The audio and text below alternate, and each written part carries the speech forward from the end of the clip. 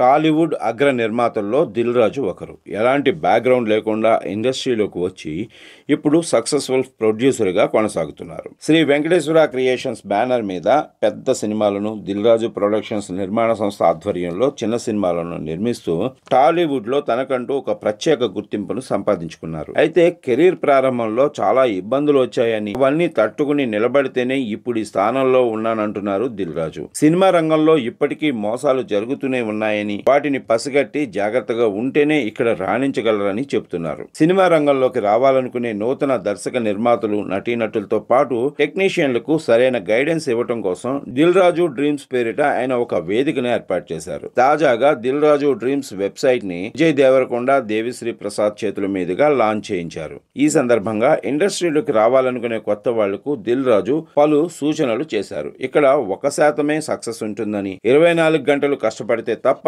ఆ సక్సెస్ రాదని అన్నారు. ఇండస్ట్రీలో జరిగే మోసాల గురించి చెబుతూ తన కెరీర్ ప్రారంభంలో జరిగిన ఒక ఇన్సిడెంట్ గురించి వివరించారు. 1996లో నేను శిరీష్ సినిమా రంగంలోకి వచ్చాం. ఫస్ట్ టైం ఓ సినిమా కొందామని హైదరాబాద్ వచ్చాం. దర్శక నిర్మాతలతో చర్చించి సినిమా కొన్నాం. సినిమా ఓపెనింగ్ రోజు మాకు ఆహ్వానం అందింది. దీంతో నేను శిరీష్ సెట్ కి వెళ్ళగానే, సార్ మీరు చూడటానికి చాలా బాగున్నారు, ఈ సినిమాలో నటించండి అన్నారు. నేను ఓకే చెప్పాను. మరుసటి రోజు షూటింగ్ కి వెళితే అక్కడ నాకు శిరీష్ కి బ్యానర్లు కట్టారు. ఎందుకు అలా చేశారో అర్థం కాలేదు. సరే అని లోపలికి వెళ్తే అక్కడే కూర్చోబెట్టారు. మధ్యాహ్నం తర్వాత ఒకరు వచ్చి నాకు మేకప్ వేశారు. సాయంత్రం 6 గంటల తర్వాత తీసుకెళ్లి ఒక అమ్మాయితో గంట కొట్టించి మీ షూట్ అయిపోయింది అని చెప్పారు. మేము సినిమా కొంటున్నాం కాబట్టి మమ్మల్ని ఆకర్షించడానికి ఇలా చేశారు. మరుసటి రోజు వెళ్లి ఇలాంటి యాక్టింగ్లు ఆపండి, సినిమాలు కొన్నాం కదా, ఫస్ట్ అది కంప్లీట్ చేయండి అని చెప్పొచ్చాం. ఆ తర్వాత నేను, శిరీష్, లక్ష్మణ్ చర్చించుకుని ఆ సినిమాను వదిలేసుకున్నాం. అడ్వాన్స్ గా డబ్బులు వదిలేసి మరో సినిమాపై దృష్టి పెట్టాం. ఇలాంటి మోసాలు జరుగుతాయి.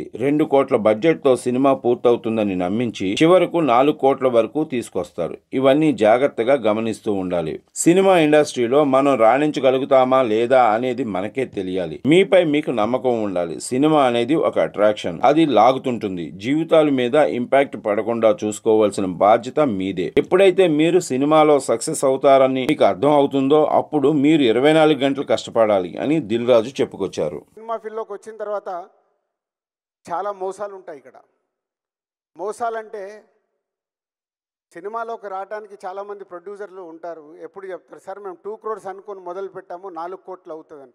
మొదలు పెట్టడానికి మన చుట్టుపక్కల ఉన్న వాళ్ళు 2 కోట్లే చెప్తారు, అయిపోయే వరకు అది 4 కోట్లు అవుతుంది.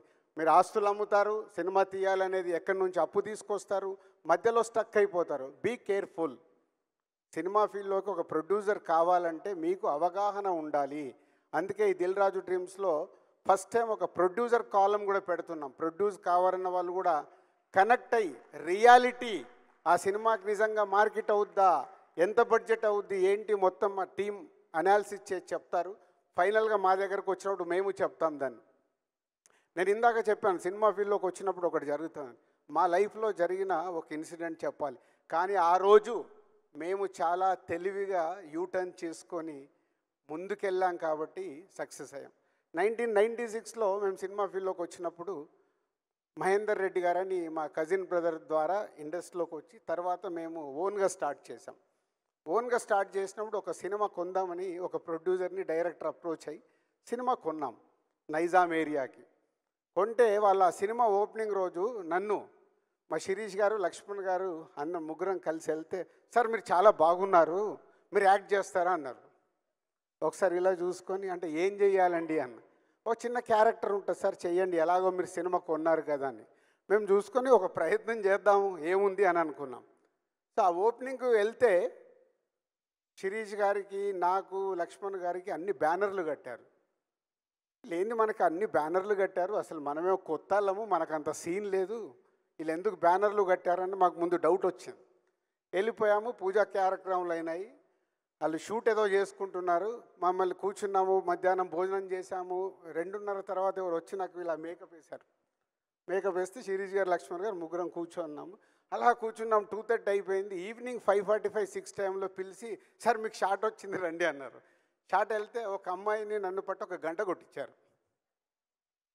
గంట కొట్టి మేము రిటర్న్లో వెళ్ళేటప్పుడు మేము ముగ్గురం ఒక కారులో వెళ్తూ, ఆహా ఏం సోప్ వేసాడు మనకు అంటే ముందు ఆ సినిమా కొన్నాము, కొంటూ వాళ్ళతో జర్నీ చేయడానికి ఏం సోప్ వేశారని రియలైజ్ అయ్యి నెక్స్ట్ డే మార్నింగ్ వెళ్ళి దయచేసి ఈ యాక్టింగ్లు ఇవి మాకు వద్దండి, సినిమా కొన్నాము, మీరు సినిమా కంప్లీట్ చేశాక చూద్దామని. ఆ రోజు అక్కడి నుంచి మేము ఎగ్జిట్ అయినామంటే మళ్ళీ ఆ సినిమా గురించి మేము ఆలోచించాలి. ఇచ్చిన డబ్బు వదిలేసుకున్నాం. వదిలేసుకొని నెక్స్ట్ ఏంటని మళ్ళీ మొదలు పెట్టాం. అంటే ఆ రోజుకిన మేము ఆ ఆలోచనకు రాకుంటే మేము అక్కడే ఆగిపోయేవాళ్ళం. అక్కడ జరుగుతున్నది అర్థం చేసుకొని మేము ముగ్గురం మాట్లాడుకొని బయటకు వచ్చి ఇంకా మనకి ఇది వద్దు, వాట్ నెక్స్ట్ అని ముందుకు వెళ్ళిపోయి నెక్స్ట్ సినిమాలు ఏంటని దాని మీద ఫోకస్ చేశాం.